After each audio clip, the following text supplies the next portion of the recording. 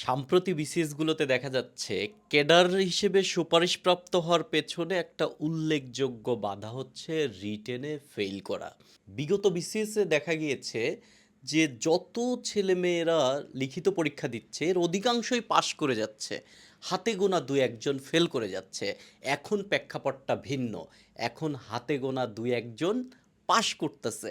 ১০,০০০ প্রিলি উত্তীর্ণ হচ্ছে, তারা সবাই লিখিততে বসতেছে, এইখান থেকে ৩-৪ হাজার লিখিততে পাশ হচ্ছে। এত পরিমাণ, প্রায় 50%-এরও বেশি বিসিএস পরীক্ষার্থীরা লিখিততে ফেল করতেছে। আমি একটা সময় বলতাম বিসিএস জার্নিতে সবচাইতে কষ্ট হচ্ছে লিখিততে ফেল করা, কিন্তু বর্তমান সময়ে সবচেয়ে কষ্ট হচ্ছে লিখিততে পাশ করা। আমি এরকম অনেক অনেক বেশি মেসেজ পাই যে ভাইয়া বিগত ২টা বিসিএসে লিখিততে ফেল করে খুব হতাশ হয়ে গিয়েছি, এখন আমি কি করব, বিসিএস আর ভালো লাগতেছে না, অন্য কি করব। এইরকম হতাশাব্যঞ্জন মেসেজ দেখে মনে হয় এই সকল চাকরির প্রার্থীরা বিসিএস ব্যাপারটা বুঝতেই পারে নাই। আপনাদেরকে আমি গত বিসিএসে প্রশাসন ক্যাডারে সুপারিশপ্রাপ্ত একজনের লিখিত খাতা দেখাই। এই খাতাটা ফ্যাব্রিকেটেড কোনো খাতা না। সে আমার কাছ থেকে বিসিএস প্রস্তুতি নিয়েছিল। আমি নিজে একটা ডেমো পরীক্ষা নিয়েছিলাম বা মডেল টেস্ট নিয়েছিলাম। সেই মডেল টেস্টের খাতা আমি লাইভ সেশনে অন্য সকল স্টুডেন্টের সামনে তার খাতাটা দেখেছি। সেই খাতাটায় কি কি ভুল আছে বা আরও কিছু আপগ্রেড করা যেত আমার দৃষ্টিকোণ থেকে, সেইগুলো আমি সাজেশন দিয়েছি। পুরা খাতাটা আপনি দেখেন। এরপরে আমি এই খাতা নিয়ে বা বিসিএস লিখিত পরীক্ষা নিয়ে আরো ২-৪ মিনিট কথা বলবো। আমাদের যে কোশ্চেন ছিল সেই কোশ্চেনের আলোকে আমরা আপনারা পরীক্ষা দিয়েছেন। ওমর ফারুক হচ্ছে প্রথম বিসিএস লিখিত দিচ্ছে, এটাই ওর ফার্স্ট বিসিএস লিখিত। ওকে, আমাদের ১ নম্বর প্রশ্নে ৫টা প্রশ্ন ছিল, প্রত্যেকটা প্রশ্নে ৪ মার্ক। তো ৪ মার্কের প্রশ্নে ধরেন বাংলাদেশের ভূপ্রকৃতি। আমরা একটু কোশ্চেন রিডিং পড়ি যে ওমর ফারুক কি লিখেছেন। এত থেকে এত অক্ষাংশ এবং এত থেকে এত পূর্ব দ্রাঘিমাংশকে ঘিরে বঙ্গোপসাগরের তীরে হিমালয়ের পাদদেশ থেকে খানিকটা দূরে সুজলা সপলা শস্য শ্যামলা বাংলাদেশের অবস্থান। এটা ধরেন এই যে যেগুলাকে বলা হচ্ছে হুক পয়েন্ট, সেই হুক পয়েন্ট হিসেবে এটা একটা ভালো লেখা আমি বলবো বিসিএস রিটেনের ক্ষেত্রে, এবং ওই চাপ নিয়ে একটা পরীক্ষা দেওয়ার ক্ষেত্রে এটা খুবই ভালো লেখা। কেননা আপনি এখানে সাহিত্য লিখতেছেন না, যে বছরের পর বছর ধরে আপনি একটা উপন্যাস নামাবেন, একটা লিখবেন, আবার চেঞ্জ করবেন, আবার লিখবেন, আবার চেঞ্জ করবেন। ব্যাপারটা যেহেতু এরকম না, একটা স্ট্রেস মাথায় নিয়ে খুবই তড়িঘড়ি পরীক্ষা, সেইখানে এরকম সেই জন্যই আমি বলেছি প্রত্যেকটা চ্যাপ্টার, প্রত্যেকটা টপিকের উপর বেস করে এরকম একটা হুক লাইন যদি আপনার রেডি করা থাকে, সেটা এটা আমি আপনাকে রেডি করে দিতে পারবো না, এটা আপনাকে রেডি করে নিতে হবে। যদি হয় তাহলে এটা হবে একটা বেস্ট উপায় রিটেন দেওয়ার। ওইগুলো মনে থাকবে না, তারপরেও আপনি যদি চেষ্টা করেন মনে রাখার, মনে থাকতে পারে আর কি। আচ্ছা, ভূপ্রকৃতিকে সে টারশিয়ারি যুগের পাহাড়, প্লাইস্টোসিয়ান সোপান, সাম্প্রতিককালের সে ভালোই লিখেছে। যেহেতু ৪ মার্কের কোশ্চেন, এইটাকে আবার ২ ভাগে ভাগ করেছে। তবে ব্যাপারটা যদি এভাবে লেখা যেত যে এই ২ ভাগে ভাগ করা, সে টারশিয়ারি যুগের লেখাটা যদি এইখানে লিখতো এবং এইখানে দক্ষিণ অঞ্চলেরটা লিখে তার নিচে লিখতো এবং এইখানে ধরেন পূর্বাঞ্চলেরটা নিয়ে তার কাছে লিখতো, তাহলে আমার দৃষ্টিতে এই জায়গাটা আরো সুন্দর দেখা যেত আর কি। এর সবই মুছে যায়। তো সেক্ষেত্রে এটা আরো আমার দৃষ্টিতে ভালো হতো আর কি। তো আপনারা এটা মাথায় রাখতে পারেন। আচ্ছা, সমস্যা নাই, ৪ মার্কের কোশ্চেন তো খুবই ভালো লিখেছেন, এবং আপনি এইরকম যদি লেখেন এবং এটা যদি ঠিকঠাক করে লিখতেন তাহলে আপনি প্রায় ৪ পেয়ে যেতেন। তারপরেও আপনি এখানে মোটামুটি অলমোস্ট ৩ পাবেন আর কি। ৩ পেয়ে যাবেন। তবে আমি আপনাকে এখানে 2.5 দিব। আপনি ৩ ও পেয়ে যেতে পারেন এখানে। বাংলাদেশের ক্ষুদ্র জাতিসত্তা নিয়ে ছিল, বাংলাদেশের ক্ষুদ্র জাতিসত্তা ও নৃগোষ্ঠী, এটা নিয়ে আপনি লিখবেন। জনশুমারি ও গৃহগণনা এত, এর পরিসংখ্যান অনুসারে দেশে এতটি যা ক্ষুদ্র নৃগোষ্ঠী উপজাতি রয়েছে, চাকমা মারমা এত অন্যতম, এরা মোট জনসংখ্যার এত %। এটা আপনি লিখতে পারতেন। এটাকে যদি আপনি সেকেন্ড ইয়েতে লিখে এর উপরে আপনি ক্ষুদ্র নৃগোষ্ঠী এবং জাতিসত্তার সংজ্ঞাটা লিখতেন, যে আমাদের প্রধান জাতির পাশাপাশি অপেক্ষাকৃত অনগ্রসর যে জাতিগোষ্ঠী বাংলাদেশে বসবাস করে সেগুলোকেই আমরা ক্ষুদ্র নৃগোষ্ঠী ও জাতিসত্তা বলে থাকি, তাহলে আপনার লেখাটা আরো বেশি টাইট হতো।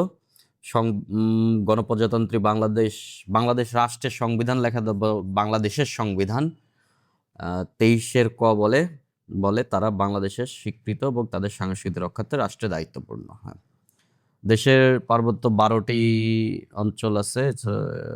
সবচেয়ে বড়, ওকে। আপনার এইটুকু আমার দৃষ্টিতে আরো গোছানো হওয়া উচিত যে পার্বত্য চট্টগ্রাম অঞ্চলে 12টি, এছাড়া আমাদের কোন কোন অঞ্চলে থাকে সেই সমস্ত জিনিস বললে আপনার জিনিসটা আরো ভালো হতো। এবং আপনি যেটা ম্যাপ এঁকেছেন এই ম্যাপটা আসলে খুব একটা ভালো হয় নাই। আপনার ম্যাপটা প্র্যাকটিস করা দরকার। আপনার ম্যাপটা আঁকবেন হচ্ছে এই যে এইরকম আসবেন, জাস্ট একটু আঁকাবাঁকা দিয়ে আসবেন, এইদিকেও একটু আঁকাবাঁকা যাবেন, আঁকাবাঁকা গিয়ে আপনি নিচে নামাবেন, নিচে থেকে একটু উপরে আসবেন, বাঁকা দিয়ে আবার উপরে আসবেন, উপরে যাবেন, এইখান থেকে যাবেন এবং এই যে আস্তে আস্তে আস্তে আস্তে উপরে গিয়ে ইয়ে করে দিবেন। এটা হবে হচ্ছে বাংলাদেশের ম্যাপ। ম্যাপ আঁকা এত কঠিন না আমার দৃষ্টিতে, তবে সেটাকে আপনারা একটু মানে আরেকটু যত্নশীল হবেন। বাংলাদেশের খনিজ সম্পদ নিয়ে আপনি, আচ্ছা, এই কোশ্চেনে আপনি 2.5 পাবেন। তবে এটা যদি ম্যাপটা আরেকটু ভালো হতো, পেন্সিল দিয়ে এঁকেছেন বোঝা যাচ্ছে, পেন্সিল দিয়ে আঁকবেন। এবং এই যে চমৎকার একটা কাজ আপনি করেছেন, এবং এই ম্যাপ আঁকতে আমার মনে হয় যে 30 সেকেন্ড লাগার বেশি টাইম লাগার কথা না, বাট আপনি ম্যাপটা আরেকটু সুন্দর করবেন, মানে একবারে আরেকটু চমৎকার করবেন আর কি। তো এই ম্যাপ, বাংলাদেশের ম্যাপ বারবার বারবার আঁকা লাগবে। তো আপনি এটা একটু সজাগ দৃষ্টি রাখবেন, হুবহু একবারে আপনার ইয়ে হওয়ার দরকার নেই, বাট আপনি একটু ঠিকঠাক রাখবেন আর কি। বাংলাদেশের খনিজ সম্পদ হিমালয় ও বঙ্গোপসাগরের মাঝে অবস্থান হওয়ায় 47টা আন্তর্জাতিক নদী সহ সহ হাজারের উপরে নিজস্ব নদ-নদী, জলাশয় এবং এত লক্ষ দ্বারা আচ্ছাদিত এত কিলোমিটারের ভূখণ্ডে প্রাকৃতিক খনিজ সম্পদের এক অভয়ারণ্য বললে ঠিক না, এই বাক্যটা এক ভান্ডার আর কি। অভয়ারণ্য শব্দটা একটু ভিন্ন ক্ষেত্রে ব্যবহৃত হয়। বাংলাদেশের ভূতাত্ত্বিক জরিপ অধিদপ্তরের হিসাব অনুযায়ী দেশে প্রাকৃতিক সম্পদের মজুদ খনিজ সম্পদ মূল্য প্রায় এত ট্রিলিয়ন ডলার। এটা ভালো লিখেছেন। এবং এই যে আপনি লিখেছেন, এই যে আপনি ছবির ইয়ে দেন নাই, যে এই ছবিটা কি? তো এইখানে আপনি এইটা ছবিটার একটা টাইটেল দিলেন যে বা যাই এটাকে কি বলে, ব্লক ডায়াগ্রাম বা এই জাতীয় বলে, এরকম নিচে একটা টাইটেল দেওয়া। যে কোনো ছবি আঁকলে তার একটা টাইটেল দেওয়া খুবই খুবই জরুরি। এইগুলো একাডেমিক রাইটিংয়ের এটিকেট। অবশ্যই টাইটেল দেবেন এবং নিচে এখানে আপনি শেষ করতে পারতেন একটা দিয়ে যে উপরের দৃশ্য তো খনিজ সম্পদ ছাড়াও আরো আরো বিভিন্ন টাইপের, মানে বিভিন্ন ধরনের খনিজ সম্পদ, যেমন ধরেন নুড়ি পাথর, রেয়ার আর্থ মেটাল, এরকম কয়েকটা নাম দিয়ে, এবং সাম্প্রতিক সময় ইউরেনিয়ামেরও একটা কথাবার্তা আছে, ইউরেনিয়ামও বাংলাদেশে কিছু অংশ পাওয়া যায়। এটা দিয়ে শেষ করতে পারলে আপনার লেখাটা আরো আরো বেশি টাইট হতো, আরো বেশি টাইট হতো। তো এটাওতে আপনি 2 পাবেন, আমার দৃষ্টিতে আপনি এখানে 2 পাবেন। জাতীয় সংস্কার কমিশন 5ই আগস্ট 36 জুলাই, ভালো লিখেছেন। আপনাদেরকে এই টাইপের লাইন ব্যবহার করতে আমি নিষেধ করব। আপনি একবারে নিউট্রাল হয়ে লিখবেন। কেননা আ যিনি খাতা দেখবেন তার মতাদর্শ কি অ্যাকচুয়ালি এটা কিন্তু আপনি জানতে পারবেন না। প্রত্যেকটা মানুষের একটা ইন্ট্রিনসিক প্রপার্টি আছে। আর every human being is political element. So আপনি আ একবারে ধরেন একটা দিকে ইয়ে না হয়ে আপনি লিখবেন যে, আপনি এরকম লিখলেন যে ছাত্র জনতার গণ অভ্যুত্থানের মধ্যে বিগত সরকারের পতন, এর প্রেক্ষিতে অন্তর্বর্তীকালীন সরকার গঠিত হয়। এইখানে আপনার এই যে, কিন্তু আপনি একটা ফরমাল ডকুমেন্টে লিখতেছেন এবং আপনার এই লেখাটা আরেকজন জাস্টিফাই করবে। আমি কিন্তু কোনো দিকে বায়াসড হয়ে বলতেছি না। সো প্রত্যেকটা মানুষের ভেতরে একটা ইন্ট্রিনসিক প্রপার্টি আছে। সো আপনার এই খাতাটা যে একজন বায়াস তার কাছে পড়বে না, সেটা কিন্তু আপনি বলতে পারেন না। আর আমরা হচ্ছে সময়ের সাথে সাথে চেহারা বদলাই, খোলস বদলাই। কিন্তু ভেতরের যে প্রপার্টিটা এটা কিন্তু থেকেই যায়। এটা একটু মাথায় রাখতে হবে। এটা একটু মাথায় রাখতে হবে। আমি কি মিন করেছি আপনি এটা বুঝতে পেরেছেন। প্রাথমিকভাবে ৬টি এবং পরবর্তীতে আরো ৫টি, মোট ১১টি সংস্কার কমিশন অন্তর্বর্তী সরকার গঠন করে নাম লিখেছেন। এবং এইখানে যদি আপনি শেষ করতেন এই যে এই সংস্কার কমিশনগুলোর ইয়ে হবে, কার্যকর হবে যে বিদ্যমান ব্যবস্থাকে আরো বেশি জনবান্ধব, আরো বেশি আপনার আরো বেশি জনবান্ধব এবং রাষ্ট্রের জন্য আরো বেশি উপযোগী করার জন্য প্রপোজাল বা প্রস্তাব দেওয়া, এবং এই প্রস্তাবের বেসিসে বা এই প্রস্তাবের উপর নির্ভর করে পরবর্তীতে এই মন্ত্র মানে এই নির্দিষ্ট ইয়েগুলো সংস্কার করা হবে। এটা যদি আপনি লিখতেন তাহলে আপনার লেখাটা টাইট হতো। আপনি কোনোটা লেখারই লাস্ট কথাটা আপনি লেখেন নাই। কথার লাস্ট কথা ১ লাইন লিখলে হলেও সেই লেখাটা খুবই জরুরি। তো এটাও আপনি ২ পাবেন। সংবিধানের মৌলিক কাঠামো বলতে ওই সকল ক্ষেত্র বা রাষ্ট্রের আইনসভার মাঝে মুছে ফেলতে পারবে না। সংবিধানের কিছু স্বতন্ত্র বৈশিষ্ট্য থাকে যার সৃষ্টি বাংলাদেশের রাষ্ট্র সংবিধানের এত অনুচ্ছেদে আপনি মৌলিক কাঠামোটা খুব ভালো লিখেছেন, কিন্তু মৌলিক কাঠামোর ক্ষেত্রে এখানে একটা বিষয় আছে যে আপনার তো একটা কথা এখানে লিখতে হবে, মৌলিক কাঠামোতে করা যাবে না ৭ খ, এটা আপনি লিখেছেন, বাট করা উচিত কিনা। কিন্তু মৌলিক কাঠামো তো এই এই বর্তমান সময়ে মৌলিক কাঠামো তো কি, এই কোশ্চেনের মানে কি, এই কোশ্চেন আপনার কাছে কি জানতে চাচ্ছে, এটা তো আপনার লেখা উচিত ছিল। তো এটা আপনি ২ পাবেন। এটা ভালো লেখলে আপনি এখানে ৪ পেয়ে যাইতেন। আপনি মৌলিক কাঠামোর চমৎকার লিখেছেন, কিন্তু মৌলিক কাঠামোর যে এই কোশ্চেনটা দেওয়া হয়েছে যে কারণে আপনি সেই জিনিসটাই ফুটাই তুলতে পারেন নাই। তবে আপনার লেখা ভালো। ওকে, ২ এর ক ২ এর কতে ছিল হচ্ছে অভ্যন্তরীণ রাজনীতির স্থিতিশীলতা ও গণতন্ত্রের বিকাশে নির্বাচন কমিশন একটি গাইড বা দিক নির্দেশকের ভূমিকা পালন করতে পারে। এটা ব্যাখ্যা করেন। গণতন্ত্রের পূর্বশর্ত একটি বৈধ, স্বচ্ছ, অংশগ্রহণপূর্বক ও অন্তর্ভুক্তিমূলক নির্বাচন। খুবই ভালো লিখেছেন, কারণ এই নির্বাচন ব্যবস্থার মাধ্যমেই জনগণ তাদের মত প্রকাশের সর্বোচ্চ স্বাধীনতা পায়। একই সাথে রাজনৈতিক দলগুলো তাদের সমর্থনের একটি গাণিতিক চিত্র দেখতে পারে। চমৎকার লিখেছেন এটা। রাজনৈতিক দলের প্রধান উদ্দেশ্য মত গঠনের মাধ্যমে রাষ্ট্রের ক্ষমতা গ্রহণ ও সরকার গঠন। একটি গণতন্ত্রকর্মী দেশের ক্ষমতা পাওয়া সরকার গঠনের আদর্শ প্রক্রিয়া হলো নির্বাচন। একই জিনিস আপনি পরের বার লিখেছেন, বাট এইখানে আপনি নির্বাচন কমিশনকে টেনে আনতে পারতেন, তাহলে লেখাটা আরো হতো। এবং এই নির্বাচন, দেশের জাতীয় নির্বাচন পরিচালনার জন্য যে কমিশন দায়িত্ব পালন করে তারাই হচ্ছে নির্বাচন কমিশন। এইভাবে আপনার লেখাটা বলে হতো। সপ্তম ভাগের ৯টি অনুচ্ছেদ নির্বাচন পরিচালনার দিক নির্দেশনা দিয়ে থাকে, যার ১ নং অনুচ্ছেদ অনুযায়ী নির্বাচন কমিশন গঠিত হয়। নির্বাচন কমিশনের প্রধান দায়িত্ব একটি সুনির্দিষ্ট কাঠামো অনুসরণ করে রাষ্ট্রের রাজনৈতিক দলকে জনগণের কাছে পাঠানো এবং জনগণ জরিপের মাধ্যমে দায়িত্বভাগকে বুঝিয়ে দেয়া। বাংলাদেশের বর্তমান অস্থিতিশীল রাজনৈতিক প্রেক্ষাপটের বিচারে বলা যায় নির্বাচন কমিশন একটি সুনির্দিষ্ট রোডম্যাপ করবে। এর কারণ এই যে দেখেন, আপনার লেখা খুবই ভালো ভাই, আমি বলবো খুবই ভালো। কিন্তু আমি এতদিন ধরে আপনাদেরকে বলে আসতেছি যে বিসিএস পরীক্ষার ক্ষেত্রে প্রশ্ন পড়াটা সবচেয়ে জরুরি, সবচেয়ে জরুরি। আপনি এইখানে কিন্তু আপনার দেখলেন অভ্যন্তরীণ স্থিতিশীলতা, রাজনীতিতে স্থিতিশীলতা ও গণতন্ত্রের বিকাশে নির্বাচন কমিশন একটি গাইড বা দিক নির্দেশকের ভূমিকা পালন করে। এই প্রশ্নের উত্তর কি এইখানে দেয় আসলে? আপনি যা লিখেছেন এই প্রশ্নের উত্তর দেয়? আপনার লেখা চমৎকার, কিন্তু এই প্রশ্নের উত্তর এটা দেয় না।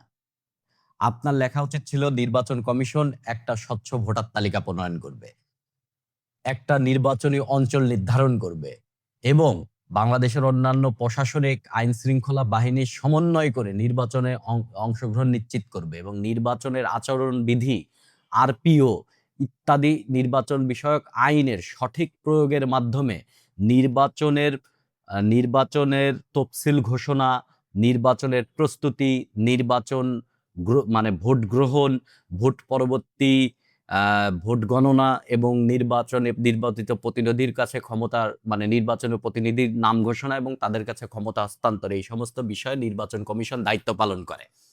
এবং এখানে আপনি লিখতে পারতেন যে সঠিক নির্বাচনী ব্যয়ের মনিটরিং করা এবং নির্বাচন কমিশন যদি কোনো দিকে বায়াসড না হয়, কোনো রাজনৈতিক দলকে সমর্থন না করে, বরং নির্বাচন কমিশন দেশের জনগণের মত ইয়েকেই প্রাধান্য দিচ্ছে, এই টাইপের কথাবার্তা আপনার এখানে গুছিয়ে লেখার দরকার ছিল। আপনার লেখা খুবই ভালো, কিন্তু আপনার লেখা এই প্রশ্নের উত্তর দেয় না, কোনোভাবে এই প্রশ্নের উত্তর দেয় না। এটাতে আপনি ৪ পাবেন। আমি কিন্তু দেখেন এতদিন ধরে আপনাকে বলে আসছি বিসিএস লিখিত পরীক্ষায় সবচেয়ে গুরুত্বপূর্ণ হচ্ছে প্রশ্ন পড়তে পারা। প্রশ্ন পড়তে পারা মানে রিডিং উচ্চারণ করা না। এই বক্তব্যের মানে হচ্ছে প্রশ্ন পড়া এবং প্রশ্নের সাথে উত্তরের সামঞ্জস্য রাখা। এইটা খুবই জরুরি। আপনার লেখা খুবই চমৎকার, খুবই চমৎকার। এই লেখার ভেতরে যদি আপনি প্রশ্নের উত্তরটা দিতেন, এখানে আপনি ৮ পাইতেন ভাই। বাংলাদেশ বিষয়বলিতে ১৫০-১৬০ মার্ক পাওয়া যায়। অনেকেই চিন্তা করেন বাংলাদেশ বিষয়বলিতে ১২০ মার্ক অনেক ভালো মার্ক। বাংলাদেশ বিষয়বলিতে ১৬০ মার্ক অনেক ভালো মার্ক। প্রশ্ন পড়তে পারতে হবে ভাই, প্রশ্ন পড়তে পারতে হবে। ওকে, দুয়ের খর উত্তর দিয়েছেন। দুয়ের খ কোশ্চেন ছিল সংবিধানের দৃষ্টিতে বাংলাদেশের পররাষ্ট্রনীতি ব্যাখ্যা করুন।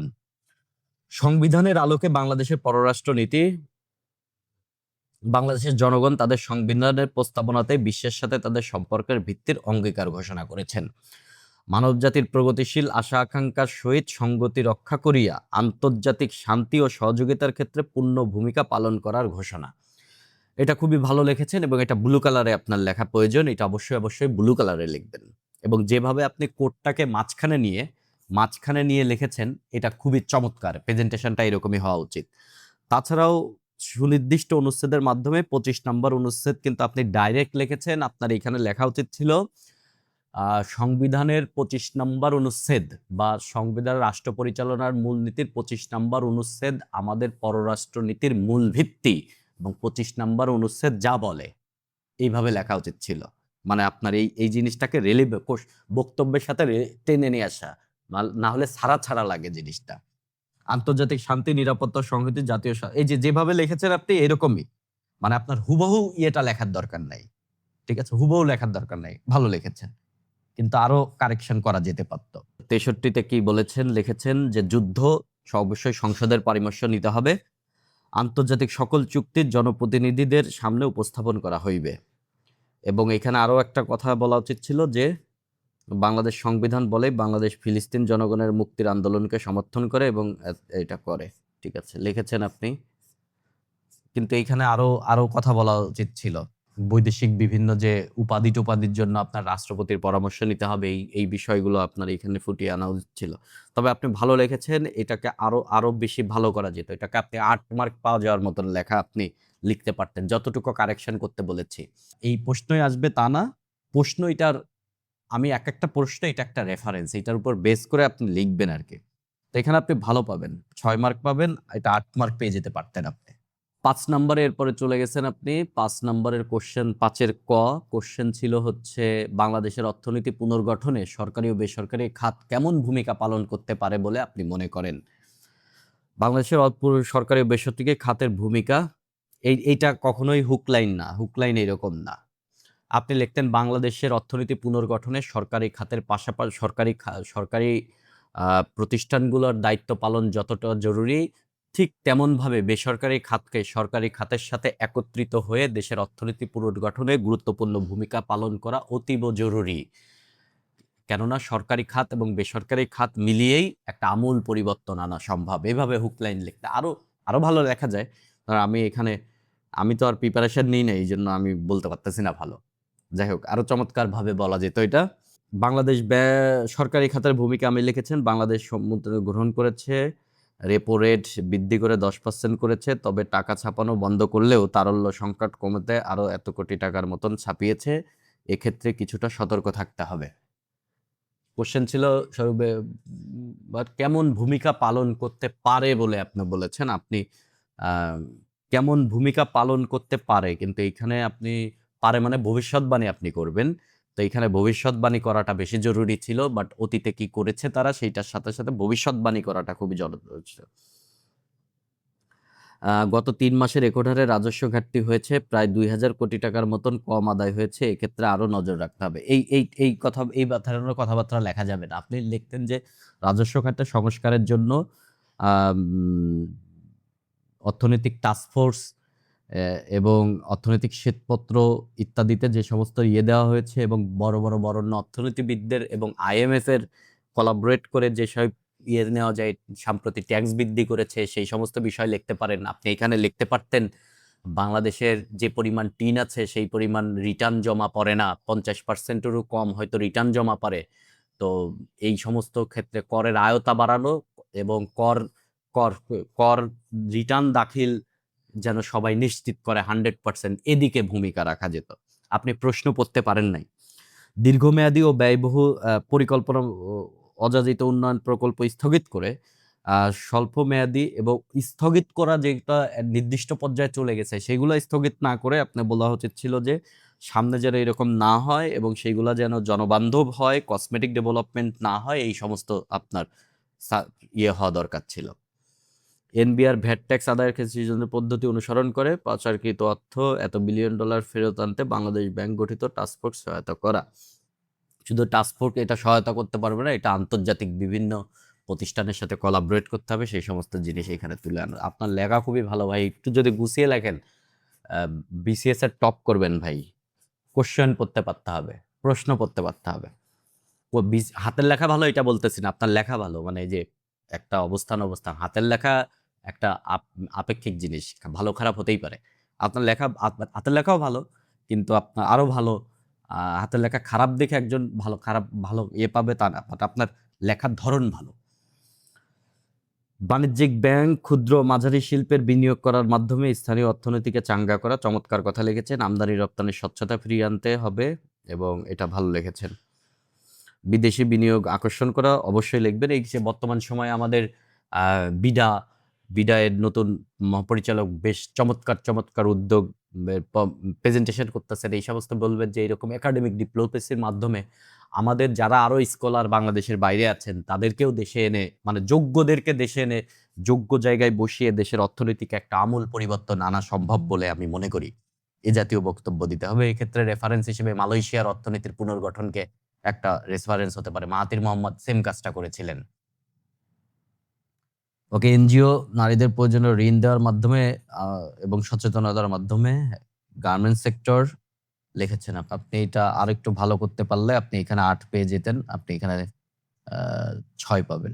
আপনাদের কাছে কি মনে হয় ওমর ফারুক খুব ভালো পরীক্ষা দিয়েছিল?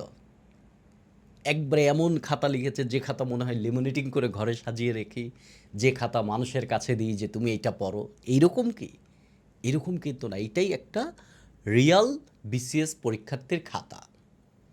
তিনি এইভাবেই লিখেছেন, কিন্তু যে জিনিসটা এই খাতায় দেখা যাচ্ছে না সেইটা হচ্ছে উমর ফারুকের নিজেকে আরও বেশি সমৃদ্ধ করার প্রবণতা। সে তার ভুলগুলো আইডেন্টিফাই করেছে এবং পরবর্তী পরীক্ষাগুলোতে যেন এই ভুল না হয়, পরবর্তী পরীক্ষাগুলোতে নিজেকে আরও কত বেশি সমৃদ্ধ করা যায়, আরও কত সৃজনশীলতা লেখার মধ্যে আনা যায়, এই ব্যাপারের দিকে তার চেষ্টা ছিল। এবং আমি তাকে এইটাই বোঝানোর ট্রাই করেছি, প্রশ্ন ঠিক মতন বুঝতে পারা, রিলেভেন্ট উত্তর লেখা, প্রশ্নে যা চেয়েছে আমার উত্তরের মধ্যে যেন তাই থাকে, এই ব্যাপারটা বুঝতে পারা এবং খাতাকে বিভিন্ন সোনো পাউডার দিয়ে সুন্দর করে সুশ্রীভাবে উপস্থাপন করা, এবং এইটা আপনি ধাপে ধাপে করবেন। কিন্তু আমরা ভুলটা করি কোথায় জানেন? আমরা মডেল টেস্ট দিই, 200 মার্কের একটা পরীক্ষা দিয়ে এসে প্রথম দেখি আমি কত পাইলাম। আমি পেয়ে গেছি 180, খুশি হয়ে গেলাম। আরেকজন পেয়েছে 130, ওইটা দেখে আচ্ছা ওর চাইতে আমি বেশি পাইছি, মানে আমি প্রতিযোগিতায় টিকে আছি। ভাই এটা বিসিএস পরীক্ষা না, এটা মডেল টেস্ট পরীক্ষা। এরকম 200 মডেল টেস্টে 200 মার্ক পাইলে একটা নন ক্যাডার কেন, একটা সুইপারের চাকরিও হবে না। এটা মডেল টেস্ট ভাই, এটা নিয়ে এত বেশি মাথা ঘামানোর কোনো কিছু নাই। মডেল টেস্ট মার্ক পাওয়ার জন্য আপনি দেন না, মডেল টেস্ট আপনি দেন নিজেকে আরও সমৃদ্ধ করার জন্য, নিজের ভুলগুলো কি, নিজের কোন জায়গা থেকে আরও বেশি আপগ্রেড করা যায়, এটা কে বলে দেবে আপনাকে? আর একজন খাতা দেখতেছে তিনি বলে দিবেন? এত বোকা হইলে চলবে না। খাতা কে দেখে, তিনি বিসিএস সম্পর্কে কতটা বুঝেন এটাও তো জানতে হবে। যিনি খাতা দেখতেছেন তার অবস্থাটাও তো আপনার বুঝতে হবে। আপনি একজন র্যান্ডম একজন খাতা দেখে দিছে, তার জাস্টিফিকেশনটাকেই আপনি বিশাল বড় কোনো কিছু মনে করতেছেন, ব্যাপারটা এরকম না। আপনার খাতা আপনি দেখবেন। আপনি ভাই ইউনিভার্সিটি পাশ করে আসছেন, আপনার নিজের একটা কোয়ালিটি আছে, নিজের খাতা নিজে দেখেন, আবার প্রশ্ন পড়েন, আবার উত্তর পড়েন, এবং দেখেন যে আপনার উত্তরটা এই প্রশ্নের সাথে রিলেভেন্ট হয়েছে কিনা, এটাকে আরও কীভাবে সুন্দর করা যেত, আরও কী কী এটার মধ্যে দেওয়া যেত। নিজের খাতাটা নিজে দেখেন, এটা মার্ক পাওয়ার পরীক্ষা না। আমরা যে এরকম অনেকেই বলে যে 100 মার্কের মডেল টেস্ট দিয়ে পাইছি মাত্র 40, আমি কি ক্যাডার হব? থাপড়ানো দরকার ধরে। মডেল টেস্টে 100তে 90 পাইলে ক্যাডার হয়ে যাবেন আপনি? এটা কখনোই হবে না ভাই, এটা কখনোই হবে না। এত বোকাদের জন্য বিসিএস না। আপনি রাষ্ট্র পরিচালনা করবেন, আপনি এত ইমোশনাল হলে হবে না আপনাকে। আরও তো স্মার্ট সলিউশন এখন চলে আসছে। প্রশ্নটা এবং আপনার উত্তরটা স্ক্যান করে আপনি ডাইরেক্ট চ্যাট জিপিটিকে দেন, দিয়ে বলেন যে এই প্রশ্নের উত্তর আমার হাতে এই কয় মিনিটে লেখার কথা ছিল। আমার এই প্রশ্নটা কেমন হয়েছে, এটাকে আরও কত ভালো করা যেত। ওর কাছ থেকে সাজেশন নেন। ChatGPT আমার আপনার চাইতে বেশি স্ট্রং। এআইকে আপনি সৃজনশীলভাবে ব্যবহার করেন। এআইকে খালি জিজ্ঞাসা করে দিলেন যে এই জিনিসের ইনফরমেশন দেন, এইটার উত্তর দেন। শুধু এই কাজে না, এআইকে ব্যবহার করেন নিজেকে আরও ভালোভাবে প্রসেস করার জন্য। এর জন্য আপনার বিভিন্ন কোচিংয়ে যেতে হবে, বিভিন্ন জনের কাছে যেতে হবে, ব্যাপারটা এরকম না। নিজেই নিজেকে আপনি সমৃদ্ধ করতে পারবেন। এইখানে একটা উল্লেখযোগ্য কথা বলি, মডেল টেস্ট আপনি দিবেন। অবশ্যই, অবশ্যই দিবেন লিখিত মডেল টেস্ট। কেননা ৪ ঘন্টা ধরে লেখার প্র্যাকটিস ওই মডেল টেস্টে বসে আপনার হবে। একটা পরীক্ষা ভাব হবে। কিন্তু খাতা দেখে কে কী মূল্যায়ন করলো এইটা না, নিজের খাতা নিজে মূল্যায়ন করতে হবে। একটা পরীক্ষার থেকে আরেকটা পরীক্ষায় আপনি নিজেকে আরও বেশি সমৃদ্ধ করবেন। এর নাম জন্যই আসলে মডেল টেস্ট, মার্ক পাওয়ার জন্য মডেল টেস্ট না। আপনি আপনার জায়গাতে ঠিক থাকেন, লিখিততে পাশ করবেন কি ভাই, ক্যাডার টপ ক্যাডার করবেন। এই উমর ফারুক প্রশাসন ক্যাডার পেয়েছে গত বিসিএসে, এবং তার লেখা এত বেশি মানে অসম্ভব ভালো, খুবই এক্সট্রা অর্ডিনারি তা না, এভারেজ লেখা। তো আপনি আমি সবাই এভারেজ পাবলিক। পারবেন ভাই, শুধু নিজেকে সমৃদ্ধ করার চেষ্টা করেন। বেস্ট অফ লাক, পরে দেখা হচ্ছে।